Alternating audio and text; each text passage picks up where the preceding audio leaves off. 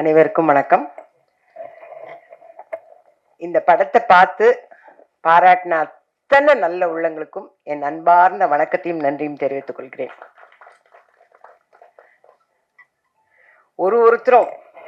ஒருத்தருமே பெரிய பெரிய டைரக்டர்ஸ்.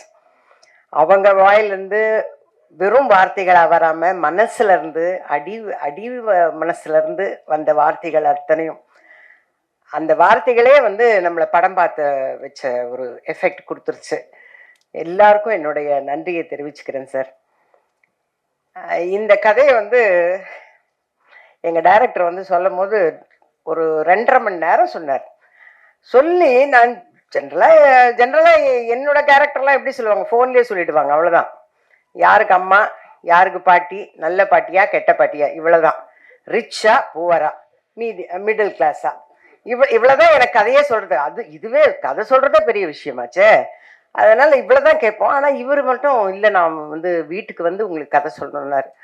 அவ்வளோ பெரிய கதை கேட்கணுமா நம்ம? சரின்னு வர சொன்னேன். வரும்போதே பிரசாத்தோட வந்தாரு. பாமன் சாமிகள் கோயிலுக்கு போயிட்டு பிரசாத்தோட ஆரம்பிச்சு சொன்னாருங்க, நான் அழுவுறேன் தேம்பி. ஏன் சார் இவ்வளோ நேர்மையா இருக்கணும்? அந்த ஆளை ஏன் சார் இப்படி கஷ்டப்படுத்துறீங்க?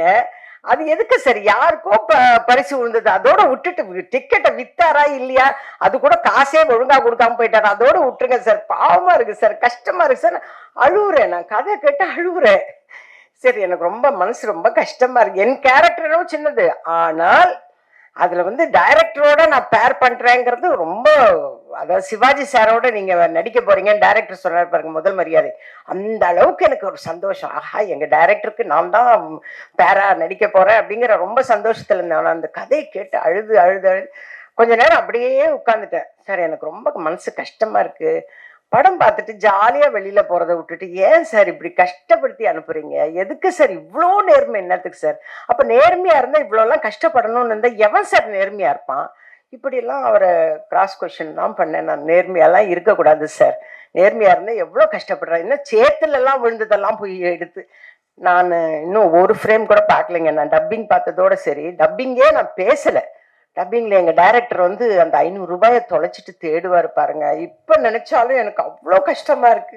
ஏன்னா ஒரு பக்கம் எங்க டைரக்டரை பாக்குறேன், இன்னொரு பக்கம் ஐயோ இந்த மனுஷனுக்கு ஒரு 500 ரூபாய் எங்க, ஐயோ அங்கதான் இருக்குதுன்னு இப்படி சொல்லணும் போல இருந்தது. அந்த அளவுக்கு டைரக்டர் ஐயோ அவ்வளோ அற்புதமா பண்ணிட்டார்.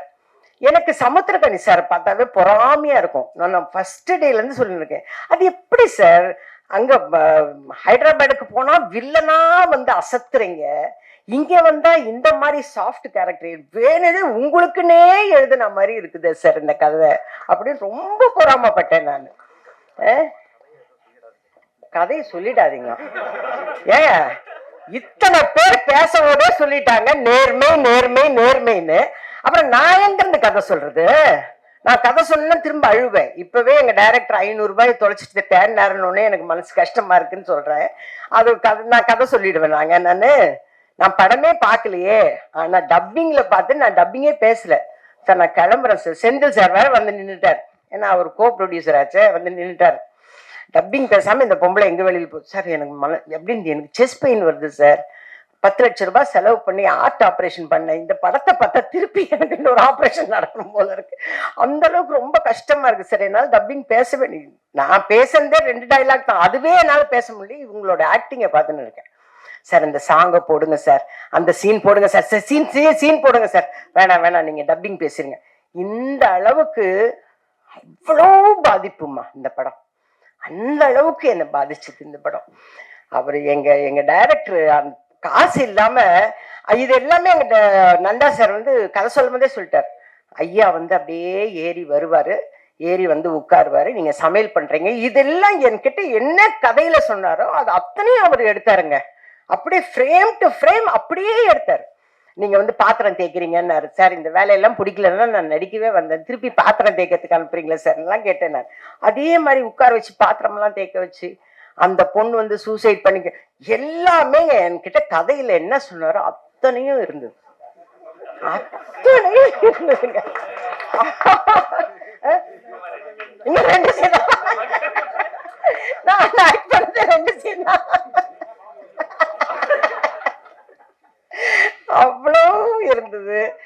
அப்புறம் கிளைமேக்ஸ்ல வந்து அதே மாதிரி அந்த அவங்க ஒய்ஃப் சீன் சொல்லி என்னையா எதையுமே சொல்ல வேணான்றீங்க, அப்புறம் என்னைக்கு எது பேச சொன்னீங்க?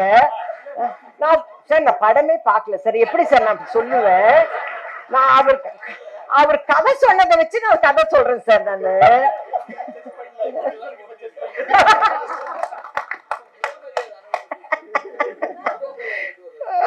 முதல் மரியாதை பத்தி சொல்லுவாங்க. முதல் மரியாதை ஞாபகத்திலேயே வரலைங்க சார் இப்போ எனக்கு. சார் நான் கதை சொல்ல மாட்டேன் சார்.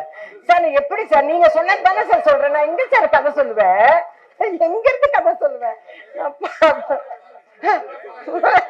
படமே பாக்கலங்க. நீங்க எல்லாம் நம்புங்க, நான் வந்து உண்மையா பேசுவேன், பிராங்கா பேசுவேன். சார் தேவராஜ் சார் இங்க லிசன் பண்ணுங்க. அது என்ன இங்க வந்து போன் நோண்டிட்டு உட்கார்ந்துட்டு இருக்கீங்க?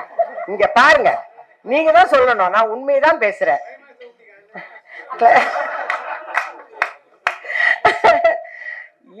இந்த பாப்பாவோட கேரக்டர் வந்து ரொம்ப நல்லா இருக்கும்.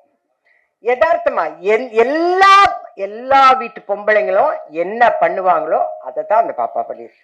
ரொம்ப நல்லா பண்ணிருக்கு. ஏன்னா இதெல்லாம் டப்பிங்ல பிட்டு பிட்டா பார்த்தது, அதை பார்த்தே நான் சொல்றேன். நான் அவ்வளோ நல்லா பண்ணிருக்கு. அதே மாதிரி இவங்களுக்கு தம்பியா ஒருத்தர் வருவாரு, அவர் பண்றதும் அட்டழியமா இருக்கும். நீங்க பண்றதா இதெல்லாமே உங்க டைரக்டர் தாங்க கதை சொன்னாரு. அந்த மச்சான் கேரக்டர் என்ன பண்ண தெரியுங்களா அப்படின்னு இதெல்லாம் சொல்லிட்டாரு. நான் என்ன சார் சொல்லல சார், நான் கதையெல்லாம் சொல்லல. சரிங்க நான் கதை சொல்லுங்க.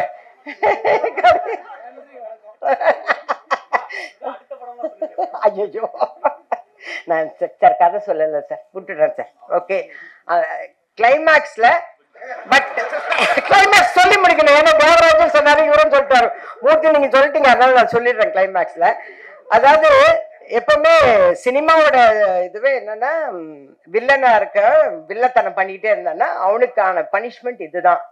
ஸோ நீங்க வந்து கெட்டவங்களா இருக்காதீங்க அப்படின்றதுதான் மாரலா வரும். அதே மாதிரி ஒருத்தர் நல்லவங்களா இருந்தால், நேர்மையானவங்களா இருந்தா, படாத கஷ்டம்லாம் படும் போதே நமக்கு வந்து நேர்மையாவே இருக்க வேணாம் ஐயா அப்படின்னு தான் தோணும். ஆனால் அவங்களுக்கு நேச்சரா பார்த்து, யூனிவர்ஸா பார்த்து கொடுக்குற ஒரு பரிசு தான் வந்து அவங்க ஒய்ஃபுக்கு வேலை, அந்த குழந்தைக்கு ட்ரீட்மெண்ட். சார் இவ்வளவுதான் சார், இவ்வளவுதான் சார் சொல்றேன்.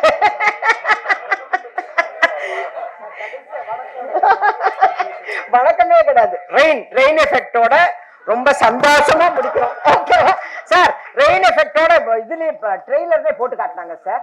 நீங்க வெளியில வரும்போது ரெயின் எஃபெக்ட் வருதுன்னு. ஏங்க பிரபஞ்சம் ஆசீர்வாதம் பண்றதுன்னா என்னங்க சொல்லுவோம்? என்ன சொல்லுவோம்?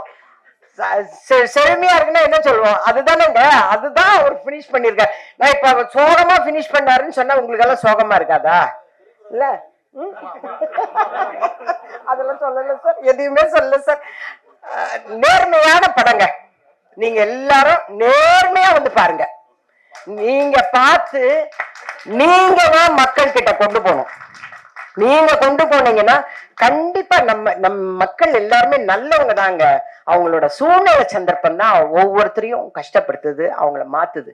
அப்படி இருக்க வேண்டான்னு கொண்டு போக வேண்டியது உங்க கையில தான் இருக்கு. நீங்க எல்லாரும் நேர்மையா உங்க வேலையை செய்வீங்கன்னு நான் எதிர்பார்க்கிறேன். தயவு செஞ்சு செய்யுங்க, நேர்மையா செய்யுங்க. ஓகேவா? இதுக்கு மேல நான் நின்று பேசினேன்னா கொன்னே போடுவாங்க என்னையே. அதனால இந்த அருமையான நேர்மையான படத்துல நானும் ஒரு ஓரத்துல நின்று இருக்கிறேங்கிறது வந்து ரொம்ப சந்தோஷமான விஷயம். அதுவும் எங்க டைரக்டரோட சேர்ந்து இருக்கிறேங்கிறது ரொம்ப ரொம்ப சந்தோஷமான விஷயம். எங்க சீன் எடுக்கும் போதே நான் வந்து அவர் வாயே தான் பார்த்துட்டு இருந்தேன். சமுத்திரகன் சார் வாயே தான் பார்த்துட்டு இருப்பேன். அது நல்லாவே தெரியும். நீங்க எல்லாம் படம் பார்த்தீங்கன்னா கண்டுபிடிப்பீங்க. என்ன இந்த பொம்பளை ஒண்ணுமே பெர்ஃபார்மே பண்ணாம ஆன்னு நிக்குதுன்னு. ஏன்னா அவர் பெர்ஃபார்ம் பண்றதே பார்த்துட்டு இருந்தேன். அதுல சொல்லிடுவோம் போல இருக்கு, வேணாம் சொல்லல. நேர்மையான படத்தை நீங்க எல்லாரும் நேர்மையா பார்த்து நேர்மையா மக்கள் கிட்ட கொண்டு போங்க. It is my request. ஏன்னா எப்படி இருந்தாலும் அவருக்கு நல்ல செந்தமிழ்ல பேசினாரு எங்க டைரக்டர். இவரு டைரக்ஷன்ல நான் நடிக்க போறேன், அதனாலதான் எங்க டைரக்டர்னு சொல்லிட்டு இருக்கேன். இந்த எல்லாம் சொல்லிட்டு என்ன சொல்லுங்க, ட்ரெய்லர் அதை மட்டும் இங்கிலீஷ்ல சொல்லிட்டாரு, மற்றதெல்லாம் தமிழ்ல சொன்னாரு. சுவிட்ச் ஆன் டு ட்ரைவர், அது மட்டும் ஏன் இங்கிலீஷ்ல வந்தது, அதையும் தமிழ்ல சொல்லியிருக்கலாம்ல. ஓகே, நன்றி நன்றி நன்றி நன்றி. ஓரளவுக்கு நான் கதையை சொல்லி முடிச்சிட்டேன். அதனால நேர்மையான படம், தயவு செஞ்சு நேர்மையா பாருங்க. இல்ல எனக்கு அந்த மீம் தான் ஞாபகம் வருது. முடிச்சு விட்டீங்க போங்க. ரோலிங் டைட்டில தவிர எல்லாம் சொல்லிட்டாங்க.